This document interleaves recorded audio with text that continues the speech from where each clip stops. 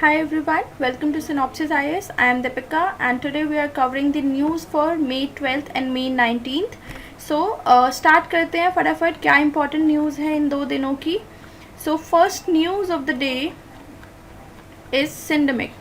सिंडेमिक क्या होता है? ये एक न्यू टर्म है जो यूज़ किया जा रहा है ऐसी सिचुएशन के लिए जब दो और दो से ज़्यादा एपिडेमिक्स एक साथ एक्ट करे. दैट मीन्स कि एक सिचुएशन इज़ ऑलरेडी अकरिंग लेकिन उसके साथ दो या दो से ज़्यादा और डिजीज़ेस एक्ट कर रहे हैं ताकि उसका पूरा इफ़ेक्ट जो है वो बहुत ज़्यादा नेगेटिव हो जाए. अभी ये टर्म क्यों यूज़ किया जा रहा है? बिकॉज कोविड-19 pandemic is already there, but अब डेंगी एंड मलेरिया जो कि मॉनसून के होने पे होते हैं उनका अकरेंस उसके साथ में will prove very dangerous for people जो सफ़र कर रहे हैं कोविड-19 से. ठीक है, इससे क्या होता है कि डिजीज़ बर्डन जो है वो बहुत ज़्यादा बढ़ जाता है और नेगेटिव हेल्थ आउटकम्स आते हैं. ठीक है, so that is why this term syndemic is in news these days. Also ये समटाइम्स यूज़ होता है ऐसी सिचुएशन के लिए जब आपकी social, mental and economic conditions एक साथ नेगेटिवली एक्ट करें.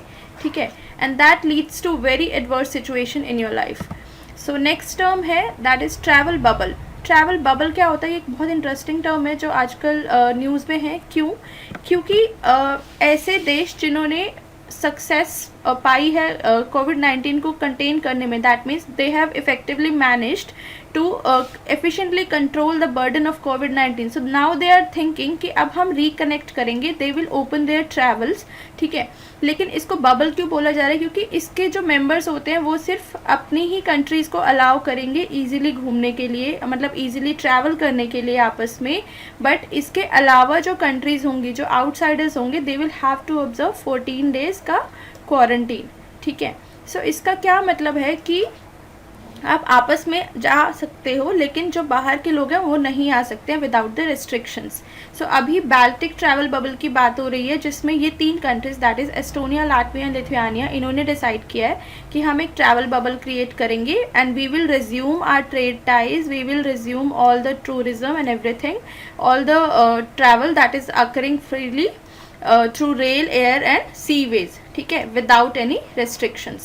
So this is about travel bubble. In fact, Australia and New Zealand are also talking about such a travel bubble. Next news of the day is this पिनंगा एंडोमिनिसिस.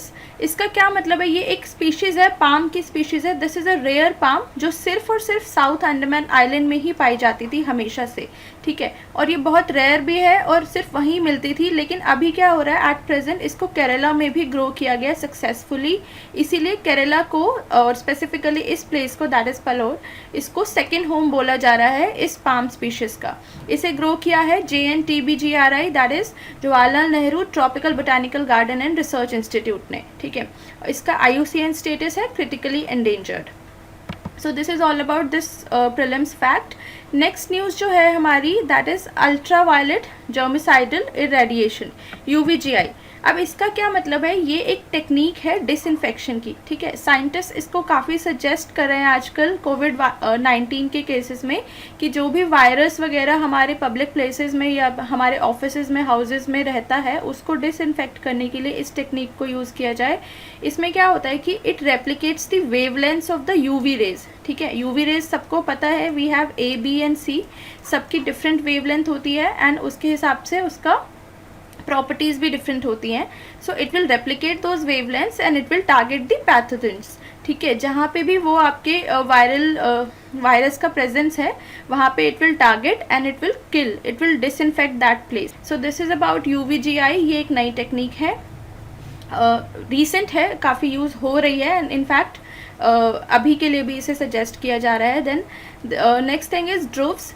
ये एक similar सी चीज़ है जो हमारे India में चल रही है, that is defence research ultraviolet sanitiser. इसे DRDO की एक लैब ने डेवलप किया है. ठीक है, RCI लैब है, रिसर्च सेंटर इमारत इन हैदराबाद. इसे उसने डेवलप किया है और इसे करता क्या है? This is a UVC sanitisation cabinet. मतलब आपके जो मोबाइल फ़ोन्स हैं, जो आपके लैपटॉप्स हैं, टैब्स हैं और ऐसी जो चीज़ें होती हैं जिनको वायरस इन्फेक्ट कर सकता है. ठीक है, तो उसे डिसइंफेक्ट करने के लिए, उसे सैनिटाइज करने के लिए आप ये यूज़ कर सकते हो. ठीक है, सो this is a technique developed by DRDO. So next news is BPAP ventilator और BiPAP वेंटिलेटर. इसे आप स्वस्थ वायु बोल सकते हो, क्योंकि इसका नाम जो अभी लिया जा रहा है दैट इज स्वस्थ वायु। ये एक टेक्निक होती है bi level positive airway pressure. इसमें क्या होता है कि ये ब्रीदिंग सपोर्ट डिवाइस है, ठीक है। आपको बाय लेवल मतलब दो तरीके के प्रेशर अप्लाई किए जाते हैं। When you breathe in so they apply high pressure and when you breathe out they apply lower pressure, ठीक है, ताकि जो इंसान है जिसके ऊपर ये अप्लाई किया जा रहा है टेक्निक उसको ईजिली ब्रीद आउट कर सके लोअर प्रेशर में एंड उसे सपोर्ट मिल सके। This is a non invasive technique, that means it still uses the mask and all the similar things जो यूज़ किए जाते हैं, ठीक है। देन इसे डेवलप किया है नेशनल एरोस्पेस लेबोरेटरी बैंगलोर ने, ठीक है, NAL Bangalore. So that's about prelims current news. और अभी हम पढ़ेंगे प्रीलिम्स कंटेम्प्रेरी इश्यूज़, यानी कि जो काफ़ी टाइम से न्यूज़ में चलते रहते हैं इश्यूज़।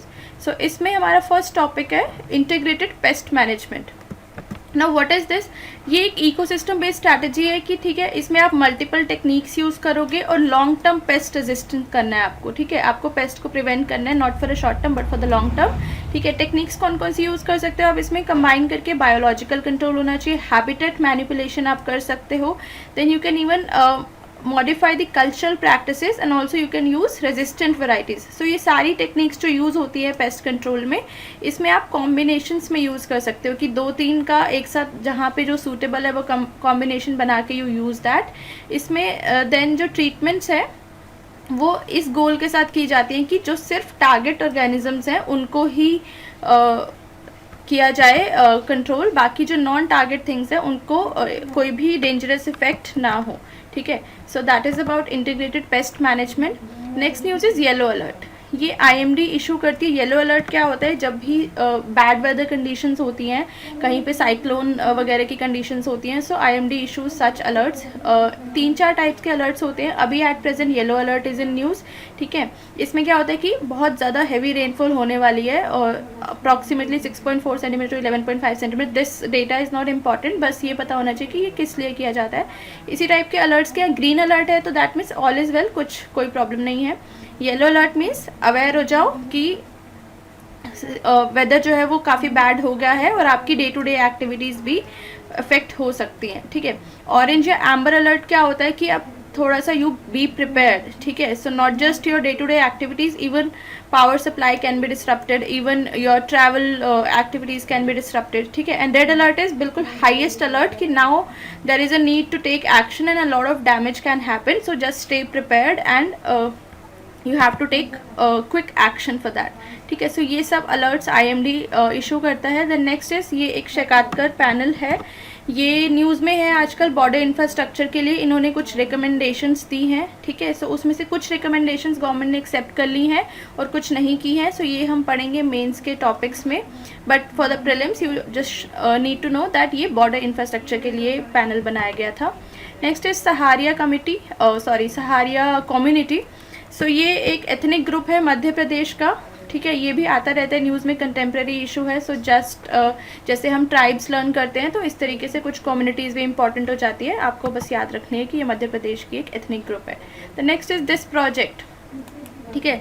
सो इटालियन हाइड्रो इलेक्ट्रिक प्रोजेक्ट, ये एक प्रोजेक्ट है इस पे दिबांग रिवर पे, जो कि अरुणाचल प्रदेश में है, ठीक है। दिबांग एक ट्रिब्यूटरी है ब्रह्मपुत्रा की। देन इस प्रोजेक्ट में क्या बोला जा रहा है या फिर क्या इन्विजन किया गया कि आपको 2 डैम्स बनाने हैं on the tributaries of Dibang, that is दीर एंड तंगोन, ठीक है। सो ये मेन प्रोजेक्ट का एम है। लेकिन अभी न्यूज़ में क्यों है कि कुछ लोग बोल रहे हैं, conservationist and even some other members of national board for wildlife, कि ये जो प्रोजेक्ट है वो एनवायरनमेंट के लिए सही नहीं है, इसके एनवायरमेंटल क्लियरेंसेस ढंग से नहीं किए गए हैं और जो भी रिपोर्ट्स वगैरह सबमिट की गई हैं उसमें फॉरेस्ट फ्रैगमेंटेशन ये सब चीज़ों को इग्नोर किया गया है, तो इसका रिजेक्शन चाहते हैं। दे वांट कि ये प्रोजेक्ट अप्रूव ना किया जाए, ठीक है। सो आपको बस ये याद रखना है कि ये कौन सी रिवर पे है एंड वो रिवर्स उसकी ट्रिब्यूटरीज वगैरह क्या है, ठीक है। द नेक्स्ट इज PFRDA, ये भी एक रेगुलेटरी बॉडी है, ठीक है, जो न्यूज़ में रहती है। अभी रिसेंटली अटल पेंशन योजना की वजह से न्यूज़ में है, ठीक है। इसने अपने कुछ years, I think 5 years something complete किए हैं। So it's a statutory body, it has come from an act, ठीक है। ऑब्जेक्टिव क्या है? To regulate, promote and ensure orderly growth and the national pension system, ठीक है, नेशनल पेंशन सिस्टम के बारे में भी अभी हम देखेंगे कि यही इसका ऑब्जेक्टिव है कि इसको ये सब चीज़ें रेगुलेट करनी है। It works under the department of financial services, DFS के अंडर काम करता है, under finance ministry, that is finmin. So ये आपको पता होना चाहिए कि कौन सी बॉडी किस लिए काम करती है। नेशनल पेंशन सिस्टम की हम बात कर रहे थे, तो what is national pension system? ये गवर्नमेंट स्पॉन्सर्ड पेंशन स्कीम है, ठीक है, जैसे कि नाम से ही पता चल रहा है। 2004 में इसे लॉन्च किया गया था। पहले सिर्फ गवर्नमेंट एम्प्लॉयज़ के लिए ये अवेलेबल थी, बट एट प्रेजेंट कोई भी इंडिविजुअल इसे ले सकता है और उसका एज ग्रुप होना चाहिए 18 to 65 के बीच में, ठीक है। एंड इवन NRI भी इसको ले सकता है, residential and non residential both, ठीक है। ये फैक्ट इंपॉर्टेंट क्यों है? क्योंकि इस टाइप की चीज़ें प्रीलिम्स में पूछ ही जाती हैं कि ये स्कीम है, ये सिस्टम है, इसको कौन ले सकता है? एनी रेजिडेंट, ठीक है, या फिर ओनली रेजिडेंट इंडियंस ले सकते हैं, या एज ग्रुप में भी वो शफल कर सकते हैं। सो you must remember all these facts. अब है कुछ ट्रैश फैक्ट्स। ये तो थे हमारे इंपॉर्टेंट फैक्ट्स जो हमें याद रखने हैं। अब कुछ ऐसे फैक्ट्स जो फैक्ट्स हम रटते हैं बट वो ज़रूरत नहीं है उनकी, so you need to ignore. अब कुछ भी चल रहा है, कोविड-19 के टाइम पे बहुत सारी चीज़ें डेवलप हो रही है। मतलब अब ये आ गया कोविड कवच एलिसा। What is this? ये क्या करेगा? इसको नेशनल इंस्टीट्यूट ऑफ वायरोलॉजी ने किया है डेवलप, ठीक है।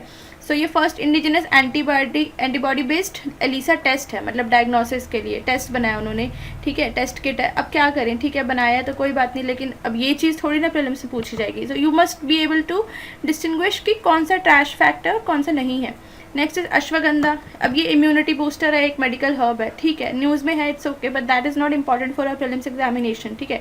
इसको एक अडेप्टोजन बोला जाता है, that means it helps in bringing down the mental stress and even brain functions को कंट्रोल करता है, ये सब चीज़ें इट हेल्प्स, इम्यूनिटी बूस्टर है, but that is not important. इसी तरीके से कुछ और फैक्ट्स हैं लाइक हैंको या हंको। सो ये क्या है? ये एक स्टैम्प है मेड ऑफ वुड और plastic. It's okay, that is in news, but इतना स्पेसिफिक या इतनी छोटी मोटी चीज़ें जो आती रहती है न्यूज़ में, that is not important for exam. The next is चरण पादुका। अब ये MP वालों ने एक कैंपेन चलाया है कि जो भी माइग्रेंट्स बेयरफुट आ रहे हैं, so we will provide them shoes, ठीक है। सो उनको शूज़ प्रोवाइड किया जा रहा है, एंड ये काम जो है वो पुलिस कर रही है mainly. But then it's okay, this is a good thing, this is a humanitarian thing, but you don't need to learn it or cram it for your examination, ठीक है। So that's a trash fact for us. Next is helpline भरोसा। इस तरीके की बहुत सारी helpline numbers start होते रहते हैं, ठीक है। ये स्टूडेंट डिस्ट्रेस के लिए है मेनली, कोविड-19 पैंडमिक में जो स्टार्ट की गई है, बट दैट्स नॉट इम्पॉर्टेंट, ठीक है, you can easily ignore such facts. Next is international nurse day, international museum day. ये बहुत सारे डेज आजकल आते रहते हैं न्यूज़ में, एंड सब वेबसाइट्स कवर भी करती हैं, but I must tell you कि इस टाइप के days may be for PCS और any such examination SSC type, but never important for UPSC, ठीक है। So international nurses day is not important. अब हम देखते हैं मेंस एग्जामिनेशन में हमारे कौन से फैक्ट्स जो हैं, कौन से टॉपिक्स हैं जो हम कवर करेंगे, ठीक है। So these are the news for prelims purpose. Now mains के लिए JNK grant of domicile certificate procedures, ठीक है, रूल्स कुछ अमेंड किए गए हैं, कुछ सिंप्लीफाई किया गया है इस प्रोसीजर को, so we will cover that up in the mains section. Then Aksai Chin border dispute चल रहा है, अभी रिसेंटली न्यूज़ में है, बिकॉज चाइना ने कुछ क्लेम किया है कि इंडिया कुछ बिल्ड कर रहा है उस एरिया में एंड ऑल दैट। दोनों कंट्रीज अपना अपना क्लेम बताती हैं अक्साई चीन पे, so we will discuss that. Shekatkar panel, as I already told you, prelims के लिए सिर्फ किस लिए है वो इम्पॉर्टेंट है, बट उसकी रिकमेंडेशंस मेंस के लिए इम्पॉर्टेंट है, ठीक है, क्योंकि बॉर्डर रिफॉर्म्स या बॉर्डर इंफ्रास्ट्रक्चर पे क्वेश्चन या सिक्योरिटी पे क्वेश्चन आता रहता है, so you can use them. Then Afghanistan power sharing deal, ठीक है, ये भी आजकल काफ़ी न्यूज़ में है, बिकॉज अभी पीछे US तालिबान जो पैक्ट हुआ था, उसके बाद फर्दर डेवलपमेंट्स जो चल रही हैं, so that is important for your IR section.